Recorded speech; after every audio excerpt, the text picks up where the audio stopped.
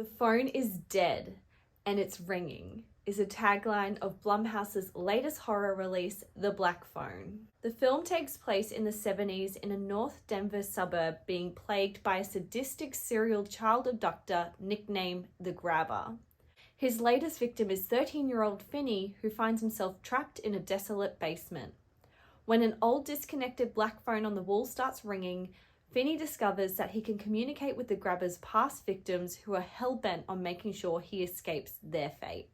I finally got to watch The Black Phone after what felt like a really long wait, mostly due to social media blowing up with glowing reviews. We have to be patient here in Australia, and let me tell you, the FOMO was hitting me hard. So the question is, was it worth the hype?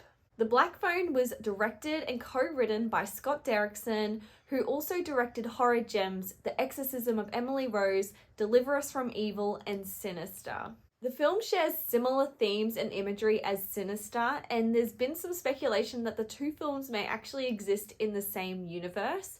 And talking of Sinister, Ethan Hawke returns for another Scott Derrikson horror film, but this time like you've never seen him before, as the sadistic child murderer, The Grabber. He's unrecognizable in this role, and not just because he's wearing a mask, it's his overall demeanor. He's completely transformed into this deeply disturbed and horrific character. The different voices he was putting on and just his presence was just so creepy and uncomfortable.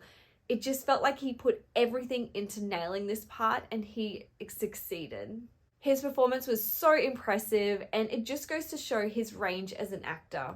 Ethan Hawke makes a fantastic villain, and I really want to see him in more roles like this. Opposite to him, we have the protagonists of the film, Finney and Gwen, played by Mason Thames and Madeline McGraw. It has to be said that these casting choices were spot on, and it's clear to see that these two have a really bright future ahead of them. Mason Thames' portrayal of Finney was just perfect. He came across as shy and fragile, and there were some parts that just broke my heart. He just has this deep, sad look in his eye and the ability to communicate so much just through his facial expressions and body language alone. I thought he was incredible, and from what I could find out, this was his feature film debut, but after this performance, I'm sure we'll be seeing a lot more of him in the future. Madeline McGraw plays Gwen, Finney's younger sister, and she is an absolute pocket rocket. She's the polar opposite of Finney, who's not afraid to throw a punch or yell profanities at authority.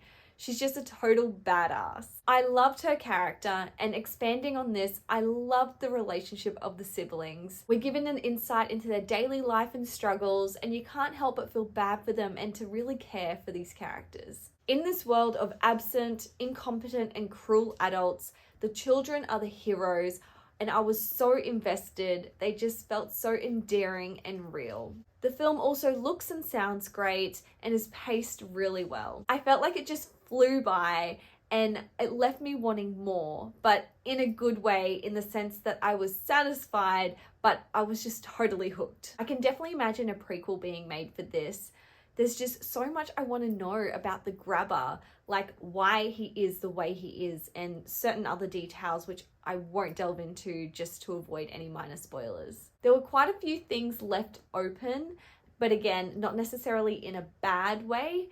I guess it just makes you think about it and theorize on it, which I totally have been since watching it. When it comes to the horror aspects, there were parts that had me on the edge of my seat and made my skin crawl, but it wasn't excessively scary. I'd go as far to say that it's more of a thriller with horror elements, but I don't want that to be taken as a criticism. It still hit the mark with regards to being dark, creepy, and disturbing, and parts definitely got the adrenaline pumping. It just wasn't the same level of horror as, let's say, Sinister, for instance. I actually think that this would be a great film for someone who isn't a fan of horror as a kind of introduction to the genre. The film also had some really funny moments that I didn't expect, but it came as a pleasant surprise. Madeline McGraw's character Gwen provided most of the comic relief in this film, and all of her lines landed perfectly and had me laughing out loud. In addition to this, there were parts that were quite heartwarming and got me right in the feels. Another unexpected but nice surprise. I really don't have much to say in terms of criticisms. I thought that this was a really great film, but if I had to pick something, it'd be that this was an original film, but it didn't quite feel like an original film. Like, it kind of felt like a film that I've seen before, although there were parts that were quite unique. It just felt familiar, but this didn't impact my enjoyment at all.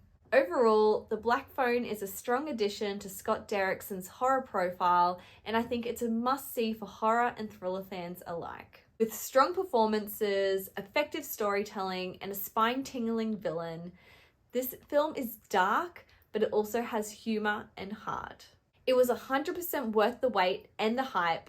I give this a personal score of 8 out of 10. 2022 is proving to be a fantastic year of horror releases. So let's just cross our fingers that we can continue on this trajectory for the rest of the year. I hope you like this review. If you've seen The Black Phone, let me know what you thought in the comments below. Anyway, I'll see you guys next time. Thanks for watching.